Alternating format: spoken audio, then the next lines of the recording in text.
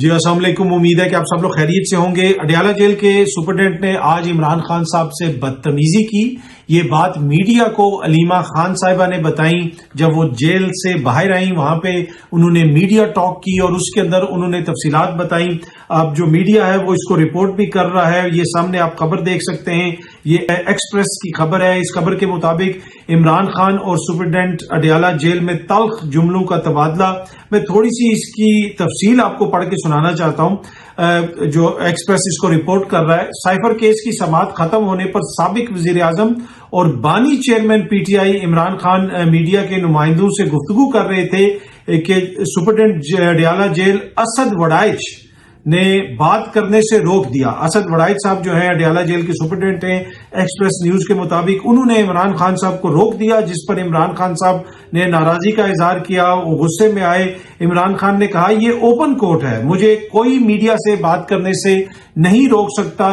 Superintendent jail Asad Warraich نے جو پھر آگے سے انہوں نے کہا کہ میڈیا یہاں کورٹ پروسیڈنگ کی کوریج کے لیے آتا ہے، سیاسی گفتگو سننے کے لیے نہیں۔ یہ سپرنٹینڈنٹ جیل نے کہا عمران خان صاحب کو، جس پر عمران خان نے کہا کہ مجھے ہائی کورٹ نے میڈیا سے بات کرنے کی اجازت دے رکھی ہے، میں میڈیا سے بات کروں گا، کوئی مجھے نہیں روک سکتا۔ آگے سے جو سپرنٹینڈنٹ جیل ہے اڈیالہ جیل، انہوں نے کہا کہ عدالت نے اگر آپ کو میڈیا سے بات کرنے کی اجازت دی ہے تو مجھے تحریری آرڈر دکھائیں، اور اگر تحریری آرڈر نہیں ہے تو آپ کیسے ایسے بات کر سکتے ہیں۔ انہوں نے یہ بھی کہا کہ کل میں جج صاحب کے نوٹس میں بھی یہ چیز لے کے آؤں گا۔ پر اینی وے سپرنٹینڈنٹ جیل نے مبینہ طور پہ عمران خان صاحب سے بدتمیزی کی۔ علیمہ خان صاحبہ نے آ کے بعد یہ دعویٰ کیا اور پھر یہ میڈیا بھی رپورٹ کر رہا ہے کہ تلخ جملوں کا تبادلہ۔ اب سپرنٹینڈنٹ جیل جو ہے اور ملک کے سابق وزیر اعظم کے ساتھ تلخ جملوں کا تبادلہ، آئی ڈونٹ نو یہ کس کیپیسٹی میں انہوں نے تلخ جملوں کا تبادلہ کیا ہے، پر آبویسلی بڑا واقعہ ہے کہ ملک کے سابق وزیر اعظم کے ساتھ اڈیالہ جیل کے سپرنٹینڈنٹ نے مبینہ طور پہ بدتمیزی کی ہے، جس کو میڈیا رپورٹ کر رہا ہے۔ اچھا جی، عمران خان صاحب نے الیکشن کمپین کے حوالے سے بھی اپنے ووٹرز سپورٹرز کو کہا ہے کہ اتوار والے دن باہر نکلیں، ملک بھر میں باہر نکلیں، الیکشن کمپین کو چلائیں، اور ابھی بھی آپ کی جماعت ہی جیتے گی۔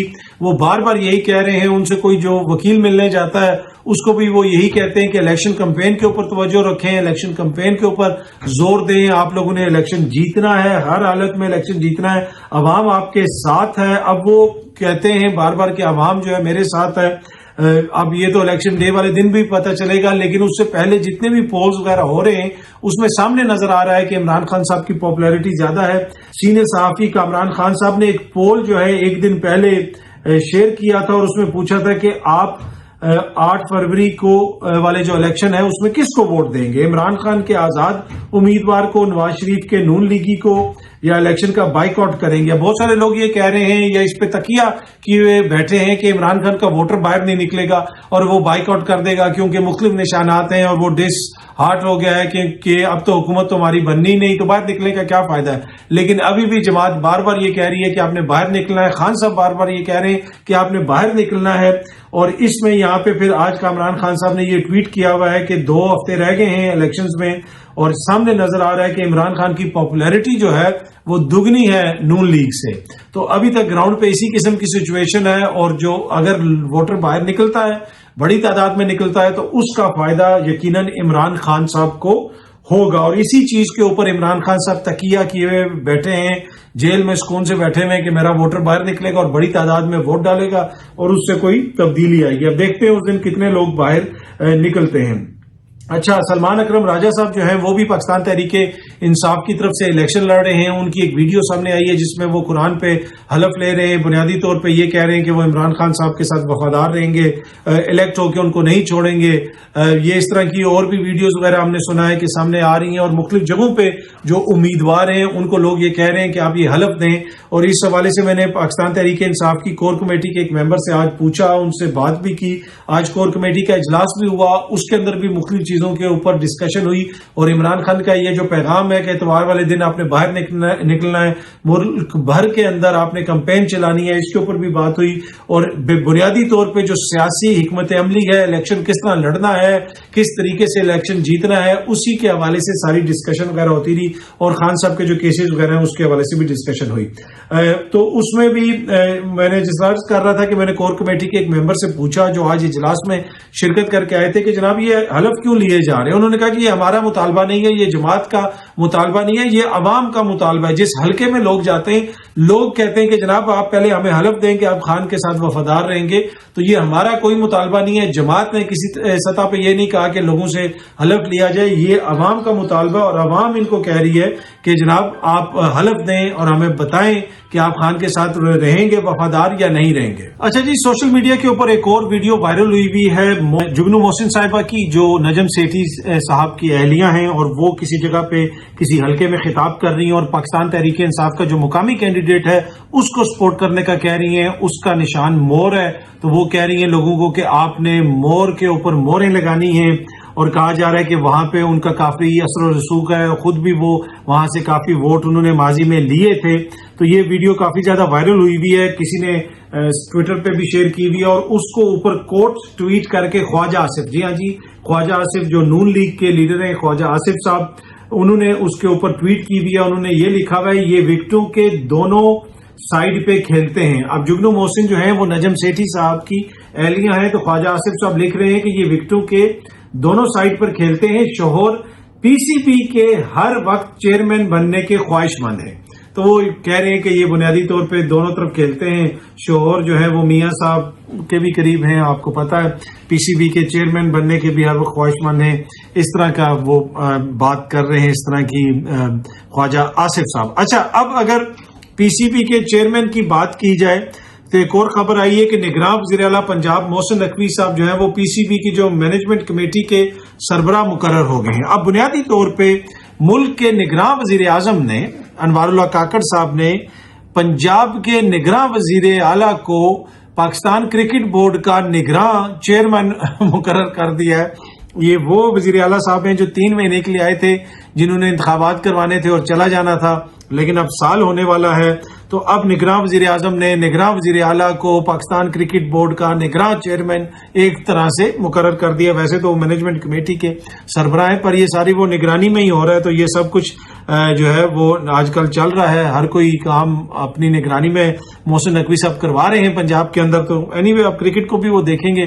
یقیناً اس سے ایک پازیٹیو چیز ہے، یہ پازیٹیو خبر ہے، اور پاکستان کی کرکٹ کے لیے ایک بہت بڑی خبر ہے کہ محسن نقوی جیسا گریٹ کرکٹنگ مائنڈ جو ہے وہ اب کرکٹ بورڈ کا نگراں چیئرمین یا مینجمنٹ کمیٹی کا سربراہ مقرر ہو گیا ہے. سو قوم کو مبارک ہو. ایک اور بڑی خبر، ایک اور بڑی وکٹ جو پاکستان نے حاصل کر لی ہے یا کامیابی کرکٹ کے میدان میں انہوں نے حاصل کی ہے. ویسے جو نیوزی لینڈ میں پاکستان کی کرکٹ ٹیم کر رہی ہے وہ بھی ہمارے سامنے. اچھا، ایک اور خبر میں نے آپ سے شیئر کرنی ہے. پاکستان پیپلز پارٹی نے لاہور میں جلسہ کیا. میں دیکھ رہا تھا کچھ صحافی دوست وغیرہ بھی تصاویر شیئر کر رہے تھے اور بتا رہے تھے کہ بلاول جو ہے وہ جیت جائیں گے. وہ بڑا زبردست انہوں نے مارکا مار دیا. اب وہاں پہ میں بھی کل دیکھ رہا تھا کہ مجھے وہاں پہ پیٹ کے جو پاکستان عوامی تحریک ہے ان کے جھنڈے بھی اس جلسے میں نظر آ رہے تھے. اور پھر میں نے عمر دراز گوندل جو ہیں وہ ایک جرنلسٹ ہیں، رپورٹر ہیں، آپ سب ان کو جانتے ہیں، وہ اپنا ولاگ وغیرہ بھی کرتے ہیں، نامور صحافی ہیں.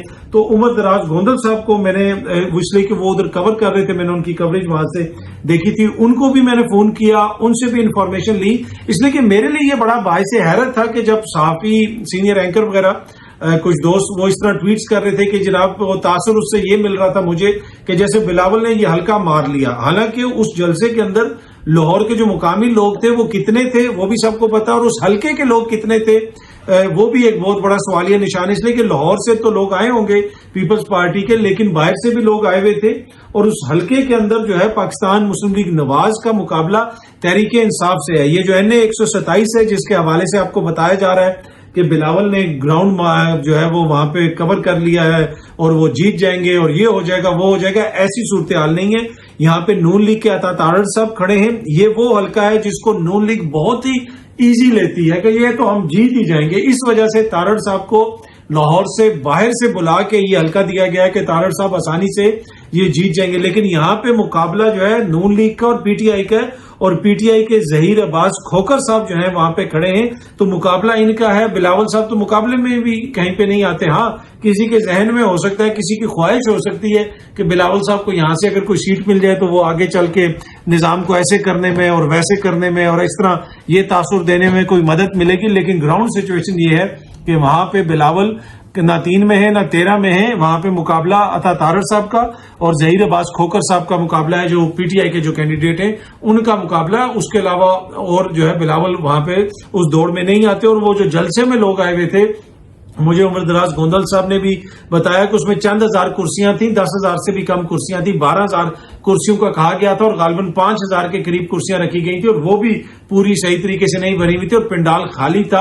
اگر آپ اس کو دیکھیں، عمر دراز گوندل صاحب کی اپنی رپورٹنگ بھی دیکھ لیں، آپ اوور آل اس کے اوپر سے شارٹس وغیرہ دیکھیں تو آپ کو نظر آ جاتا ہے، لیکن اس کی کوریج اس طرح ہوئی، کچھ اینگلز ایسے دکھائے گئے کہ لگا کہ جلسہ شاید بہت بڑا ہے، لیکن ایسی صورتحال نہیں۔ اور اس میں جو کارکن تھے وہ پاکستان عوامی تحریک کے لوگ بھی آئے ہوئے تھے۔ جی ہاں جی، وہ پیپلز پارٹی کا اکیلا جلسہ نہیں تھا، پاکستان عوامی تحریک کے لوگ تھے۔ گنڈاپور صاحب جو ہیں وہ بھی، خرم نواز گنڈاپور صاحب وہ بھی وہاں پہ موجود تھے، انہوں نے باقاعدہ وہاں پہ تقریر بھی کی، اور بلاول نے بھی کہا کہ طارق القادری صاحب کو بھی سیاست میں دوبارہ آنا چاہیے اور یہاں پہ آنا چاہیے۔ تو یہ تھوڑے سے وہ جو زمینی حقائق ہیں، میں نے کہا میں آپ سے شیئر کروں، آلدو کہ ٹویٹر کے اوپر کچھ دوست کافی ایکسائٹڈ ہیں اس حوالے سے، لیکن میں بھی ایکسائٹڈ ہوں، میری بھی خواہش ہے بلاول صاحب بہتر کارکردگی کا مظاہرہ کریں اور ضرور جیتیں لاہور سے، لیکن گراؤنڈ سچویشن ایسی نہیں ہے۔ بہت جلدی آپ سب دوستوں سے دوبارہ ملاقات ہوگی۔ Thank you very much.